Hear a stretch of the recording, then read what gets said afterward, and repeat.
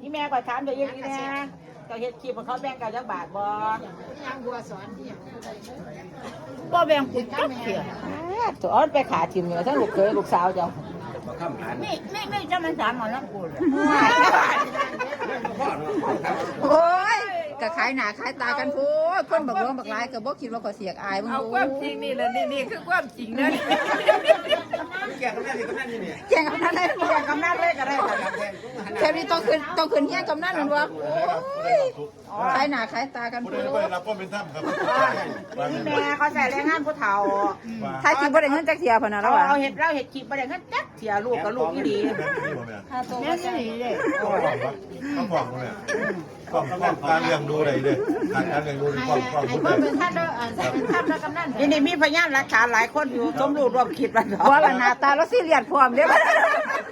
เดี๋ยวผมจะ จังอยู่ดอกบ่ได้ ผมจะเอกสารมาป้อง ใช่แรงงานคนแก่ว่าใจ ป้องคือว่าลูกบุตรไม่การดูแลไม่แบ่งสมบัติให้นี่ก็ผิดครับ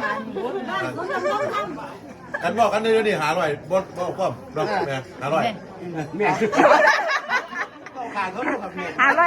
500อันนี้บ่เอาควบเล่นบ่ น้องป้อมเป็นตัวเนี้ย น้องควง เอาโจ๊กค่ะนี่โจ๊ก มันจะได้มาสิหาเขากับเกียกินได้ล่ะ ว่าได้กินเราได้ปลาทู ปลาทูก็สิบ่ได้กินบ่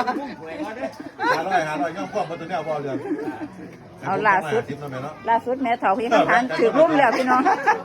ถึกลุ่มแล้ว การจะได้250แมวไป250ขายหน้าขายตาขายหน้าขายตากันพูด ญาติอีกคนละ200มันจะได้50บาท